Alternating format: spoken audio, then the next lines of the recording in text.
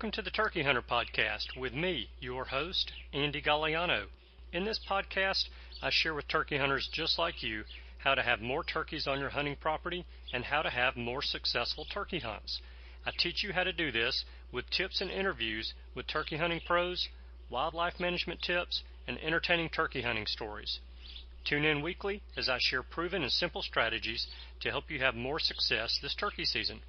Make sure to head over to www.iamturkeyhunting.com to subscribe to receive free turkey hunting tips, tactics, strategies, and product reviews. Also, please visit and like my Facebook fan page. Go to Facebook and search I Am Turkey Hunting, and also feel free to post your turkey hunting photos from this past season and let us know where and when you killed your bird.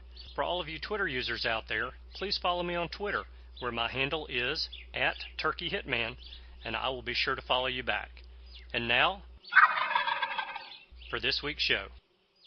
Hello and welcome back to this week's episode of the Turkey Hunter Podcast. You are listening to episode number 152, Turkey Calling Mistakes. And I am your host, and the guy who can't really see all that well today because I went to the eye doctor and I got my eyes dilated. So I've got the big pupils, and I'm glad I didn't get pulled over by the police on the way home, because I have a feeling there would have been quite a few questions for me. So today we are 175 days, 8 hours, 12 minutes, and 40 seconds away from opening day of spring turkey season in Alabama. And this week I want to talk to you about something that I believe almost all of us are guilty of at some point in time in the turkey woods, either the spring or the fall turkey woods. So this week I'm going to cover some of the most common calling mistakes that we make while turkey hunting. But before I do, I've got a little hunting and turkey hunting news for you guys. First, the U.S. Fish and Wildlife Service's survey results are in. And the survey shows that the number of Americans who participated in hunting and fishing is down 8% over the past 10 years. And what that doesn't tell us is that from 2006 through 2011, that percentage actually increased by 9.6%. And the number actually decreased 19% from 2011 to 2016. So over the past 5 years, the number of Americans who participated in hunting and fishing is down 19%. That, to me, is very alarming. Now, I do have a problem with surveys and stats, and here's why. If I want to, I can manipulate almost any statistical survey to show the results that I want the survey to show. For an example, I learned this my first day in statistics at the University of Alabama. And now my numbers are a little bit off because, well, I'm old and forgetful, but I remember the gist of this. So, did you guys know that in 1979, the average starting annual income of all graduates with a bachelor's degree in education from Indiana State University, their average starting annual income was over $100,000. Can you believe that? The students who graduated with an undergraduate degree in education from Indiana State University in 1979, average starting income was over $100,000. And I don't know very many teachers that make over $100,000, but their average was over $100,000. That's pretty incredible. Now, you older basketball fans out there may know that in 1979, there was a very good basketball player who graduated from Indiana State University.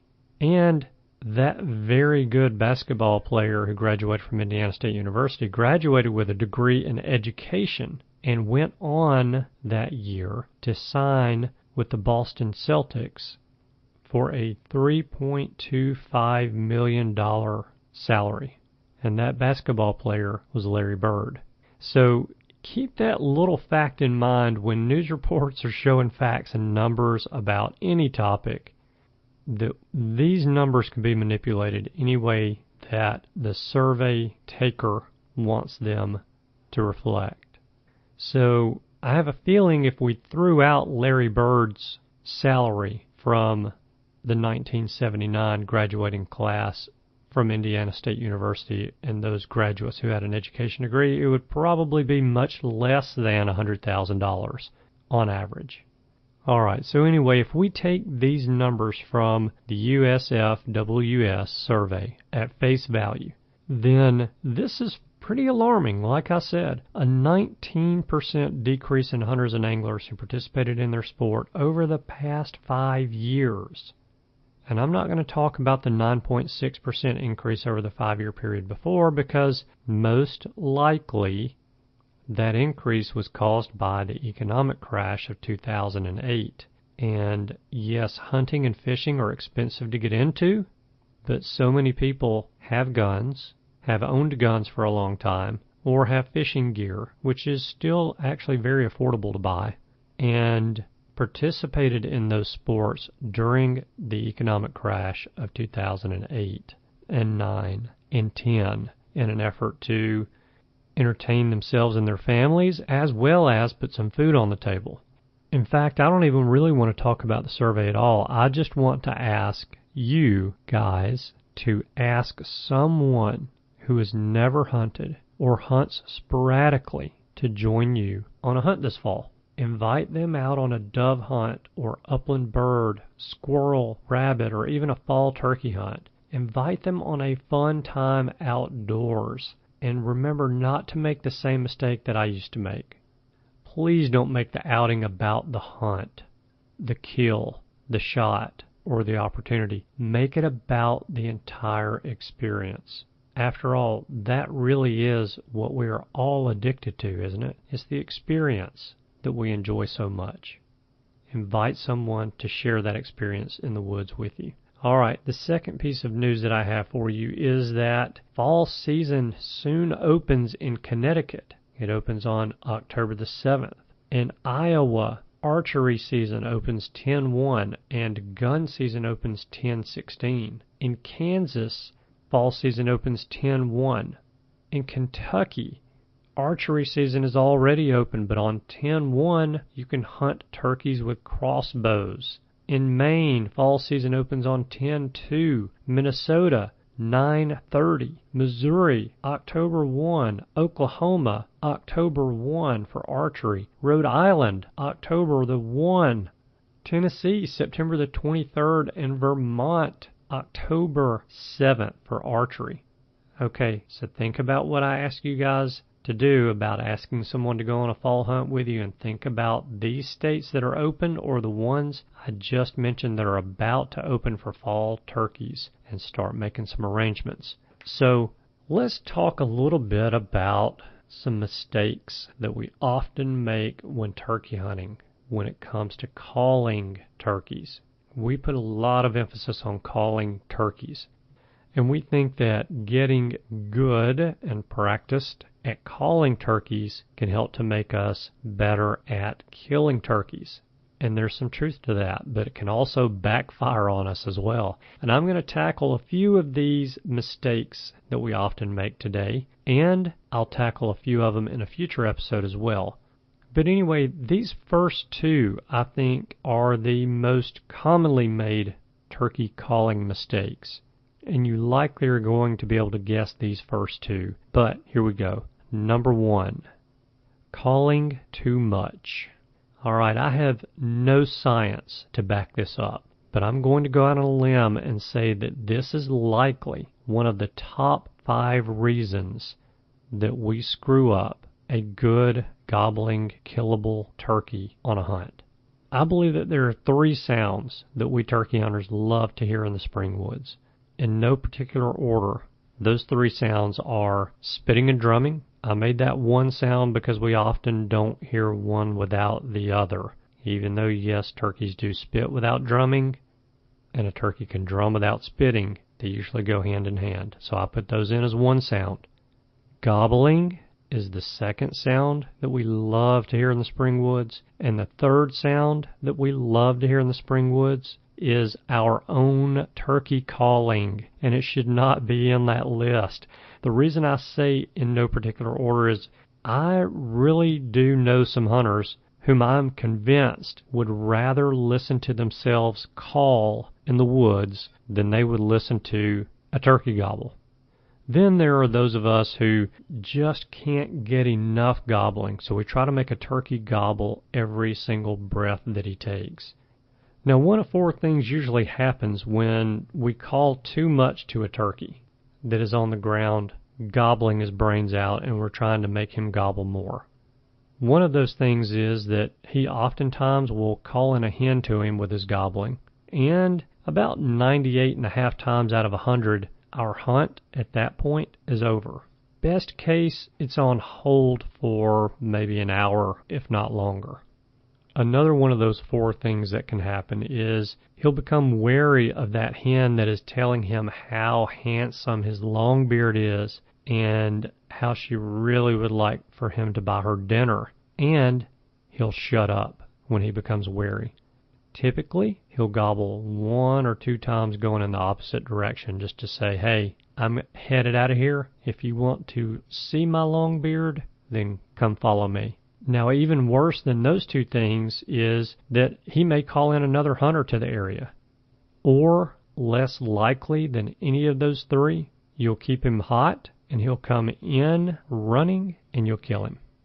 Now, let's talk statistics again for a second. I'm not saying that we have a 1 in 4 chance of killing that turkey, because those are pretty darn good odds in the turkey woods. What I'm saying is that usually one of those 4 things will happen, and 3 of those 4 things are bad.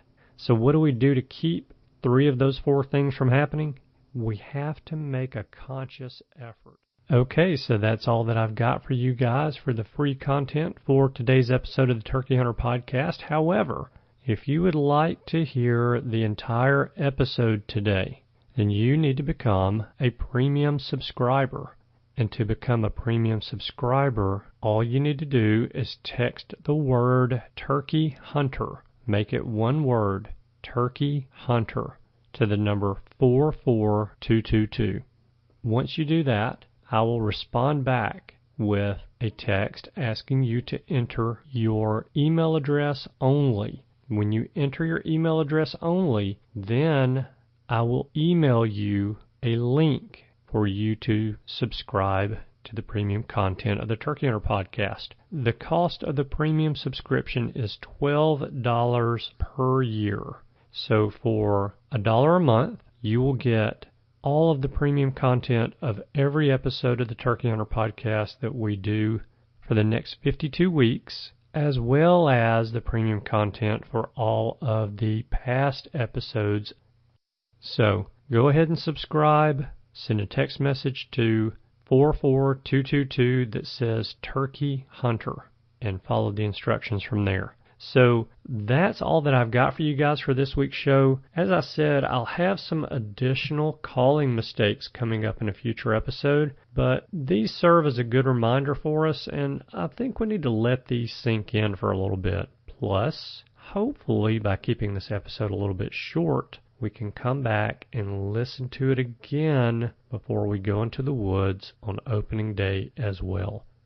Hey, before I let you go this week, can you do me one huge favor?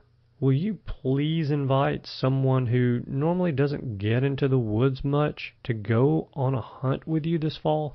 Stop and think for a minute who you can invite to join you. Maybe it's a new member at your church, a coworker who has just moved to the area. It could be that cousin who always asks you a lot of questions about your hunting experiences, or that neighbor who always intently watches you load your ATV on your truck or trailer. Maybe it's the child of one of your very good friends who looks like he or she could use some time away from the house. Maybe it's a client that you want to thank for past business, or a prospect that you want to get to know better for future business. Whomever it happens to be, just invite them to tag along and let them know you've got the gear they need to go on that hunt with you and that they only need to purchase a license. If we'll all do that, then maybe we can turn around this decrease that we're seeing in the number of people who are participating in hunting and fishing.